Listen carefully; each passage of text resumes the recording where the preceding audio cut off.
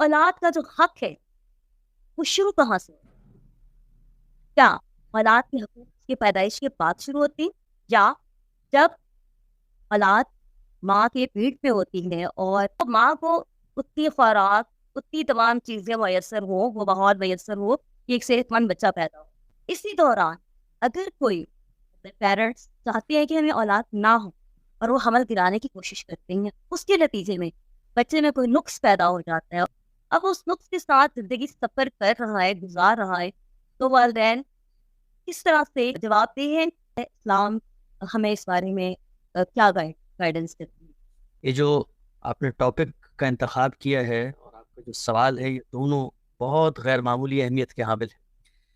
मैं भी जब लोगों के साथ मुखातब होता हूँ यूट्यूब के ज़रिए या सोशल मीडिया पे, जी। कोशिश ये होती है कि ये पहलू जो माशरे में पहले से बहुत हद तक उजागर है कि वालिदैन के क्या हुकूक हैं, उनके साथ ताल्लुक़ का इजहार कैसे करना चाहिए, दीन ने इस बारे में क्या कहा है, ये गुफ्तगू हर जगह होती है। लेकिन ख़ुद वालिदैन को ये तवज्जो दिलाई जाए कि अगर आपने बच्चों को इस दुनिया में लाने का फ़ैसला किया है, तो वो क्या ज़िम्मेदारियाँ हैं जो आपसे मुतल्लक़ हो जाती हैं। और हमारे यहाँ बदकिस्मती से ये जो मौजू है, इसकी हसासियत इतनी है कि जैसे ही आप इस पर गुफ्तगू शुरू करते हैं, तो वालिदैन को ग़ालिबन ये एहसास होता है कि अभी हमने इसको पैदा किया, हमने इसके लिए अपनी जानें खपाई और अपना माल भी इसके ऊपर ख़र्च किया और अपनी रातों की नींदें इसके ऊपर हमने कुर्बान कर दी, और अब ये चल पड़ा है हमें सबक सिखाने के लिए। और गोया ये एक बदतहज़ीबी का इज़हार बन जाता है कि जब आप माशरे के अंदर हुकूक व फ़राइज़ की इस बहस को औलाद के पर्सपेक्टिव से वालिदैन को पेश करते हैं। तो जी। मुझे लगता है कि ये ज़माना चूँकि बदल रहा है और लोगों को अंदाज़ा नहीं होता, हर ज़माने की एक स्पिरिट होती है। वो लोग जो रूह ज़माना को पहचानते हैं, वही लोग एक्सेल कर सकते हैं। जो मौजूदा दौर है, ये हुर्रियत फ़िक्र का दौर है। यानी इसके जी। अंदर आप लोगों को रोक नहीं सकते, वो हर मौजू पे बात करेंगे। बच्चे वालिदैन से बात करेंगे, माशरा वालिदैन से बात करेगा, इदारे वालिदैन से बात करेंगे कि आपके जो ज़िम्मेदारियाँ थी, आप उनको किस दर्जे में पूरी करें। इसी तरीके से ये हुर्रियत इस्तदलाल का दौर है। यानी इसमें आप किसी बात को तहक्कुम की ज़ोर पे, बरबिनाए जबर, बरबिनाए रिवायत, महज़ अपनी मनसब की बरतरी के एहसास में मुब्तला होकर मनवा नहीं सकते। आपको जी। लाज़िमन इस्तदलाल देना पड़ेगा। तो इस दौर जी। के अंदर ही ये बहसें उठ सकती हैं। जहाँ तक आपके सवाल का ताल्लुक है, तो देखिए, इंसान और जानवरों में जो बुनियादी फ़र्क है, वो ये है कि इंसान एक आक़िल मख़लूक़ है। इंसान जी। मालूम से नामालूम का फ़ैसला करता है। इंसान के अंदर जी। इन्फ्रेंस की सलाहियत रखी गई है। इंसान चीज़ों का जायज़ा लेता है और उसके ज़रिए हक़ाइक़ तक पहुँचता है। तो हम जी। ज़िंदगी हर मामले में ये काम करते हैं। हम जब मकान बनाना चाहते हैं, तो हम ये देखते हैं कि जिस ज़मीन पे हम ये काम कर रहे हैं, वो सतह हमवार है, उसकी बुनियादें मुस्तहकम व मज़बूत हैं। उसके बाद हम वहाँ पर छत डालते हैं। हम कहीं बीज डालना हो, तो ज़मीन के साथ ही मामला करते हैं। लेकिन जिस वक़्त हम दुनिया में औलाद को लाने का फ़ैसला कर रहे होते हैं, तो इन तमाम हक़ाइक़ से बिल्कुल सरगर्दा नहीं रहते और बेबाक हो जाते हैं। और हमें ये जी। लगता है कि ये एक ऐसा मामला है, जिस तरह आदमी जवान होता है तो उसके चेहरे पे बाल आ जाते हैं और उसकी शादी हो जाती है, इस तरह शादी होती है तो बच्चे हो जाते हैं। ये मामला यूँ नहीं है। इस मामले के अंदर भी अल्लाह ताला ने इंसान को जो अक़ल, जो शऊर, जो उसके अंदर सलाहियत दी है सोचने-समझने की, उसको बरूए कार लाना चाहिए। तो बच्चे का सबसे पहला हक़ जो वालिदैन पर कायम होता है, वो ये कि ये फ़ैसला दुरुस्त मौके पे किया जाए कि कब उसको दुनिया में लाना है। मसलन आप खुद जी। किसी बीमारी से गुज़र रहे हैं, आप किसी ऐसे घर में रहते हैं कि जहाँ पर किसी और फ़र्द को रखने की जगह ही नहीं मौजूद, कोई जॉइंट फैमिली सिस्टम है। आपके जी। माली हालात दिगर गूँ हैं, आप उस तरह आसूदा हाल नहीं हैं, आपकी बीवी की सेहत इस तरीके से नहीं है। माशरे में आप मसलन तालीम के बीच में खड़े हुए हैं, या आपकी बीवी तालीम के दरमियान में खड़ी हुई है, या आपका करियर जो है, उसके लिए आपको कहीं सफ़र करना है। तो ये 10,000 चीज़ें हैं जिनको सामने रख कर आदमी को ये फ़ैसला करना चाहिए है कि अब मैंने औलाद की तमीज़ बाँधनी है। ये यूँ नहीं है कि आप महज़ अल्लाह के भरोसे ये काम कर गुज़रे, क्योंकि आप देखिए कि अल्लाह ताला ने ये जो पूरी कायनात है, एक स्कीम के तहत बनाई है। इसके जी। अंदर हर काम अपने वक़्त पर और कवानीन के तहत होता है। आलम अस्बाब की ये दुनिया है। ऐसा नहीं हो जी। सकता कि आपने बच्चा पैदा कर दिया और ये भेड़-बकरी का बच्चा है जिसको आपने बाहर फेंक दिया, वो जाके घास चरेगा और वो जाकर कहीं से दूध पिएगा और वो आ जाएगा। आज के दौर जी। में जो सेहत के बारे में लोगों को इदराक हो चुका है, जो लोगों को न्यूट्रिशन के बारे में इदराक हो चुका है, जो बच्चों की नशो-नुमा और पर्दाख्त तरबियत के बारे में इदराक हो चुका है, इसके लिए ज़रूरी है کہ آپ اپنے ماحول کا، اپنی شخصیت کا، اپنے اسباب کا، ان تمام چیزوں کا جائزہ لیں، اپنی صحت کا جائزہ لیں، اپنی صحت جسمانی سے زیادہ اپنی ذہنی صحت کا جائزہ لیں، کہ آپ یہ دیکھیں کہ کیا آپ کے اندر ایک ٹیمپرامنٹ ہے، کہ آپ ایک نئی شخصیت کو اس دنیا میں پروان چڑھانے کی قابلیت رکھتے ہیں. اگر نہیں رکھتے تو اپنے اندر وہ پیدا کریں. تو بچے کو دنیا میں لانے کا فیصلہ سر تسر انسانوں کا فیصلہ ہے. یعنی وہ تو دنیا میں ہر کام اللہ ہی کرتا ہے. دیکھیں قرآن مجید میں اللہ تعالیٰ نے کہا ہے کہ یہ کھیتی تم اگاتے ہو کہ ہم اگاتے ہیں؟ ہم اگاتے ہیں، لیکن بیج تو میں ڈالتا ہوں، پانی تو میں دیتا ہوں، دھوپ تو میری صحیح سے اس کو لگتی ہے. لیکن اللہ کہتا ہے کرتا تو اولاد پیدا اللہ ہی کرتا ہے، لیکن وہ پیدا میرے ذریعے سے ہوئیں گی، میرے ارادے اختیار سے ہوئیں گی. تو بچے کا سب سے پہلا حق جو والدین پہ قائم ہوتا ہے وہ یہ کہ دنیا میں اس کو اس وقت لانے کی تمہید باندھی جائے جس وقت آپ ذہنی طور پہ، مالی طور پہ، فکری طور پہ تیار ہیں کہ اب آپ ایک نئی شخصیت کو پروان چڑھا سکتے ہیں. آپ کے سوال کا جو دوسرا حصہ تھا، جس وقت آپ نے یہ فیصلہ کر لیا، اب فیصلہ کرنے کے بعد ایک حیوانی وجود تخلیق ہو چکا ہے. اب جیسے ہی ایک انسان کی تخلیق ہو گئی ہے، اب اس کے کچھ حقوق ہیں جو آپ سے متعلق ہو گئے. دیکھیں دنیا کی سب سے بڑی سچائی کیا ہے؟ اخلاقیات. اخلاقیات کس چیز کا نام ہے؟ ادائے حقوق. جب آپ کا کسی دوسرے انسان سے، آپ کے ساتھ یا آپ کے اقدام پر کوئی رشتہ بن جاتا ہے، آپ کے درمیان فرائض کا ایک کنسورشیم پیدا ہو جاتا ہے. تو جس وقت آپ نے امید باندھ لی، حیوانی وجود تخلیق ہو گیا، تو اب اس بچے کے بعض حقائق ہے جو آپ سے متعلق ہو جاتے ہیں. مثلا سب سے پہلا یہ ہے کہ اس بچے کی شناخت کو مبہم نہیں ہونا چاہیے. وہ سوسائٹی میں آئے گا، اس کو پتہ ہونا چاہیے. ابھی دیکھیں ہمارے دین نے کیا خوبصورت اس کے لیے قانون سازی کر دی ہے کہ اگر ماں کی علیحدگی ہو گئی ہے، پہلے تو یہ بتایا ہے کہ اگر بیوی کے پیٹ میں بچے کا امکان ہے تو آپ نے اس کو پہلے واضح کرنا ہے کہ آپ کس وقت اس کو طلاق دے رہے ہیں. کیوں؟ اس لیے کہ آپ نے اس کو طلاق دے دی، اس کے پیٹ میں بچہ ہے، وہ بچہ کہاں جائے گا؟ اس بچے کا نسب کس سے ثابت ہوگا؟ وہ بچہ معاشرے میں کیسے اپنی خود مختاری کو ثابت کرے گا؟ یہ سب چیزوں کو سامنے رکھ کے مذہب نے بتایا کہ آپ طلاق نہیں دے سکتے اس وقت تک، پہلے اس کا فیصلہ کریں کہ عورت کس کنڈیشن میں ہے. اگر وہ اس کنڈیشن میں ہے تو پھر ایک پیریڈ ہے تو وہ یہاں گزارے گی، تاکہ بچے کے بارے میں کوئی ابہام نہ رہے کہ آپ نے طلاق دی، عورت کہیں چلی گئی، کل اس کے یہاں سے بچے کی پیدائش ہو گئی، یہاں سے آپ مطالبہ کر رہے ہیں، وہاں سے اس نے کہیں اور شادی کرنی تھی وہ بتا. مذہب نے اس کے لیے قانون بنا دیا ہے، اہل ایمان کو پابند کر دیا کہ آپ یہ نہیں کر سکتے. اسی طریقے سے مذہب نے یہ بھی پابند کر دیا ہے کہ جس وقت بچے کی تخلیق ہو گئی ہے وہ تخلیق مراحل ہیں. پہلا مرحلہ ہے حیوانی وجود کے پیدا ہونے کا، اور دوسرا مرحلہ ہے جس کے اندر انسانی شخصیت کے نفخ روح اس میں ہوتا ہے. قرآن مجید نے بہت تفصیل سے اس کو یہاں بتایا ہے، یا موقع نہیں ہے کہ میں اس کی تفصیل کروں، لیکن جس وقت تک حیوانی وجود ہے تو آپ کے پاس یہ اختیار اخلاقی طور پہ قائم رہتا ہے کہ اگر کوئی عذر ہے، کوئی وجہ ہے، کوئی ریزن ہے، کہ مثلاً یہ کہ آپ نے کوئی پریکاشن نہیں لیا، آپ چاہتے نہیں تھے کہ بچے کو دنیا میں لائیں، لیکن بچہ دنیا میں آ گیا. اب آپ کے 3-4 بچے پہلے سے موجود ہیں، آپ نہ اس نئے بچے کی تربیت کر سکتے ہیں، نہ اس کو خوراک فراہم کر سکتے ہیں، نہ اس کی تعلیم کا بندوبست کر سکتے ہیں. تو اب ایک پیریڈ ہے جس کے اندر آپ یہ فیصلہ کر سکتے ہیں کہ اس بچے کو دنیا میں لانے کا اقدام میں نے کرنا ہے یا نہیں کرنا. کیوں؟ اس لیے کہ اس وقت تک وہ بچہ انسان نہیں بنا. قرآن مجید نے ہمیں بتا دیا کہ انسان بننے کا مرحلہ حیوانی وجود کے بعد آتا ہے، اور رسول اللہ صلی اللہ علیہ وسلم نے اس بات کی تصریح کر دی اور اس کو مبرہن کر دیا، اور اسی کو مدعا کو کھول کے بیان کر دیا کہ 120 دن ہے جس کے اندر آپ اگر کوئی فیصلہ کرنا چاہیں تو کر سکتے ہیں، کیونکہ 120 دن میں اس کا حیوانی وجود بھی تخلیق کے مراحل سے گزر رہا ہوتا ہے. انسان بننا تو بات کی بات. تو بچے کی اگر آپ نے ابارشن کرنی ہے، بچے کو اگر آپ نے دنیا میں نہ لانے کا فیصلہ کیا ہے، تو یہ بھی اس کا حق ہے کہ ایک مدت تک آپ نے یہ کام کرنا ہے. لیکن اگر وہ مدت گزر چکی ہے، اس کے بعد ڈاکٹرز آپ کو یہ بتاتے ہیں کہ بچہ تو ممکن آٹزم میں مبتلا ہو، یہ بچہ جو ہے وہ آپاہا جو ہے بچے کے اندر کوئی نقص ہے، تو آپ اس بچے کو دنیا میں آنے سے نہیں روک سکتے. اب آپ کا اختیار ختم ہو گیا، اس لیے 120 دن کا وقت گزر چکا ہے. اب اس کے اندر شخصیت جو خدا نے ڈالی تھی وہ ڈالی جا چکی ہے. اب یہ اس بچے کا حق ہے کہ وہ دنیا میں آئے. تخلیق کے یا پیدائش کے حوالے سے آپ نے پہلا سوال کیا تھا. پیدائش تو بات کی بات ہے، پیدائش سے پہلے بچے کے حقوق والدین پر قائم ہو جاتے ہیں، اس لیے اقدام سے بچہ دنیا میں. دوسرا سوال میرے اس حوالے سے ہے، عدل کا ماحول گھر میں نہیں ہے والدین کی طرف سے، اور ان کو احساس بھی نہیں.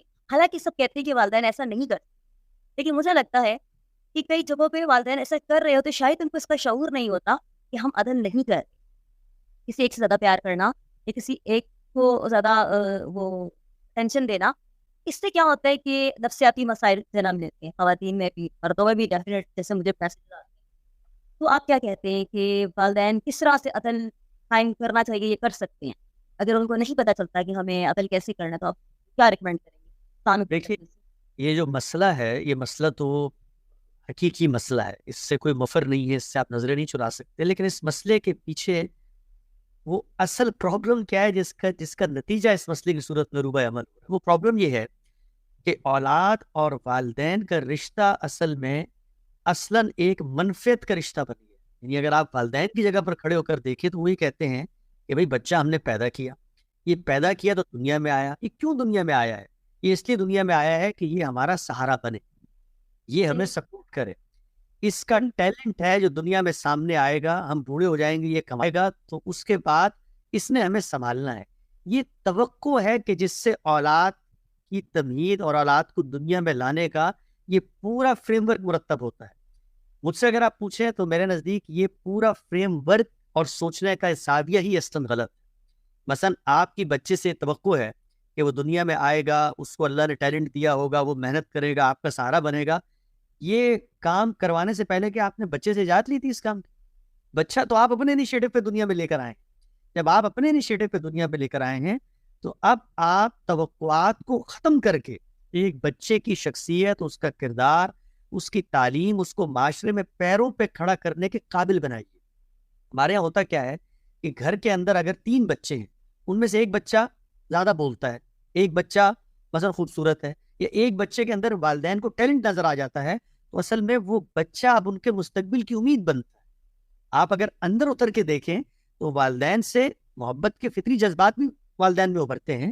وہ بچوں کے اخلاق سے بھی پیدا ہو سکتے ہیں، بچوں کی شخصیت سے بھی پیدا ہو سکتے ہیں. لیکن ہمارے معاشرے کے اندر جو بات بہت وضاحت سے سامنے آتی ہے وہ یہ کہ بچوں کے ٹیلنٹ کی بنیاد پر، آپ نے اکثر دیکھا ہوگا ہمارے ہاں جب گھروں پہ مہمان آتے ہیں تو والدین کہتے ہیں کہ یہ بچہ، اس اپنے کسی خاص بچے کو بٹھا کر کہتے ہیں اس سے باتیں کریں، اس سے سوال پوچھیں، یہ آپ کو جواب دے گا. اس کے پیچھے کیا چیز کار فرما ہے کہ یہ بچہ ایک بڑا قیمتی اثاثہ ہے میرا، یہ بڑا ذہین آدمی ہے، یہ بڑا ہو کے بڑا افسر بنے گا، اس کے ذریعے سے یہ کمائے گا اور ہم سب کا سہارا بھی بنے گا. یہ توقعات ہوتی ہیں کہ جن کی وجہ سے ایک ترجیح آپ پیدا کر لیتے ہیں. میں آپ کو بتاؤں کہ جس وقت آپ اولاد کے ساتھ اپنے تعلق کا اظہار ان توقعات کی روشنی میں کریں گے تو زندگی کا خاتمہ ڈپریشن اور اسٹریس کے علاوہ کسی چیز پہ نہیں ہو. اس لیے کہ آپ پوری زندگی اس بچے، اس کی لائف سے صرف اور صرف ڈیمانڈ کی صورت میں کھڑے رہیں گے. آپ یہ دیکھیں، اکثر آپ دیکھتی ہوں گی ہمارے یہاں بچے جوان ہو جاتے ہیں، شادیاں ہو جاتی ہیں ان کی، لیکن ماں اپنے بچے کو اس پرائی عورت کے ہاتھ میں دینے کو تیار نہیں ہوتی. وہ یہ چاہتی ہے کہ اس کے فیصلے، اس کے کپڑوں کے فیصلے، اس کی زندگیوں کے فیصلے، یہ کس کو کیا حیثیت دے، اس کے بارے میں فیصلہ میں نے کرنا ہے. اس کی وجہ کیا ہے؟ اس کی وجہ یہ کہ آپ نے بچے سے یہ توقع پال لی ہے کہ وہی ہے جو آپ کا سہارا بنے گا. اور جس وقت آپ کو یہ محسوس ہوتا ہے کہ وہ سہارا شیئر ہو رہا ہے، اس کی ایموشنل فیلنگ شیئر ہو رہی ہیں، تو پھر ریزنٹمنٹ اور رد عمل کی کیفیت ہے جو پیدا ہو جاتی ہے. تو جو بنیادی سوال تھا آپ کا اللہ تعالیٰ کے یہاں، تو یقینی طور پہ اس کی جواب دہی ہوگی. آپ نے اگر بچے پیدا کیے ہیں، آپ کو اس میں عدل کرنا ہے. عدل کی قدر تو انسان کے دائرۂ اختیار میں ہر جگہ سامنے آئے گی، وہ چاہے دفتر میں ہو، وہ چاہے سیاسی پارٹی میں ہو، چاہے حکومت میں ہو، چاہے گھر میں ہو، وہ تو ہے اپنی جگہ.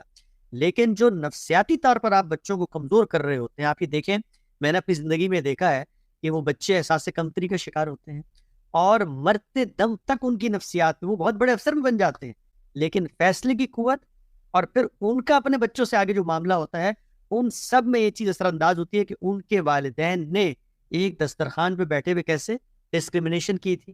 کہیں پر جاتے ہوئے آپ نے دیکھا ہوگا اکثر ہماری جو مائیں ہیں، اور یہ پھر میں عرض کر دوں کہ ماؤں کی خدمت، ماؤں کی عظمت ہمارے یہاں ہوتا ہے کہ جب آپ کسی موضوع پہ بات کر رہے ہوتے ہیں تو وہ لوگ کہہ رہے ہوتے ہیں کہ جی آپ نے یہ بات تو کر دی، لیکن ماں کی عظمت کہاں گئی، ماں کی تو بڑے دین میں وہ سب اپنی جگہ پہ مسلم ہے. اس پر جب الگ سے بات ہوگی تو ماں کی عظمت کے بارے میں بچوں کو بتائیں گے کہ آپ نے کیسے کرنی ہے. لیکن یہاں کیا زیر بحث ہے، آپ یہ دیکھیں کہ مائیں جو ہے جس طریقے سے ٹونٹ کرتی بچوں کو، جس طریقے سے، میں یہ لفظ بڑے سوچ سمجھ کے استعمال کر رہا ہوں، بلی کرتی، یعنی بچوں کے بارے میں کہ مطلب وہ اگر منہ دھو کر بھی آ جائے تو طنز کے انداز میں، تعریض کے انداز میں کہ آج تمہیں کیا ہو گیا اتنے صاف صاف تم نظر آ رہے ہو. ان کو اندازہ نہیں ہوتا کہ ان بچوں کی ذہنی صحت پر اس کے کتنے منفی اثرات ہیں جو گزر رہے ہیں. اچھا اسی طرح گھر میں کوئی کام آپ نے کروانا، آپ مثلا ایک ہی بچے پر انحصار کریں گی اور دوسرا کرنے جا رہا ہوں آپ اس کو کیوں دے دیا، تو بدھو ہے، اس کو پتہ ہی نہیں، اس کو نہیں پتا ہوتا، اس کو تو یہ نہیں پتا اس کی پینٹ کا پڑی ہوئی ہے. اس سے ہوتا کیا ہے؟ اس سے ہوتا یہ ہے کہ کچھ عرصے بعد وہ بچہ اسی چیز کو اڈاپٹ کرنا شروع کر دیتا ہے اور پھر اس کی جو وہ نیچرل صلاحیتیں ہوتی ہیں وہ بھی مرنا شروع ہو جاتی. تو گھر کے اندر آپ نے کرنا کیا ہے؟ آپ گھر کے اندر ایسا ماحول دیں کہ جس کے اندر آپ کی سطح پہ کوئی ڈسکرمنیشن اور آپ جو وسائل دے رہے ہیں بچوں پہ صرف کر رہے ہیں اس میں کوئی ڈسکرمنیشن نہ ہو. ایک خدا کا نیچرل قانون ہے، دو نے ایکسل کرنا ہے، ایک کو اللہ نے اسکل کے لیے بنایا ہو. وہ ممکن ہے کوئی دکان کھول لے گا، وہ دکان شاید ممکن ہے وہ سی ایس ایس پاس کرنے والے بچوں سے زیادہ پیسہ کما لے. آپ نے کیا کرنا ہے؟ آپ نے یہ دیکھنا ہے کہ بچے کو بیسک تربیت، آداب، بچے کو یکساں خوراک، یکساں تعلیم کے مواقع، یکساں کھیلنے کے مواقع، یکساں اپنا پرائیویٹ ٹائم. یہ سب سے لوگ عام طور پہ سمجھتے ہیں کہ جی بچوں کو ہم نے بڑے اسکولوں میں داخل کر دیا، بچوں کے لیے ہم نے آیائیں رکھ لی اور دائیاں رکھ لی اور گھر کے اندر خادمائیں ہیں اور خوراک کا بندوبست کرتے ہیں. یہ بچہ کوئی روبوٹ نہیں ہے جس کو آپ نے چارج کیا اور باہر بھیج دیا. انسان ہے، انسان کی اٹیچمنٹ ہوتی ہے، وہ ایموشنل بانڈ بناتا ہے. وہ ایموشنل بانڈ مضبوط ہوگا تو پھر کل کلا جب آپ کوئی بچے کے ساتھ، اور یہ میں والدین کو عرض کروں کہ جو توقعات لیس ہو کے جینا ہے، آپ یہ دیکھیں کہ اس کے نتیجے میں بچے دل کی گہرائیوں سے خدمت کا جذبہ لے کر آئیں گے. وہ ڈیمانڈ اس وقت لے کر آئیں گے.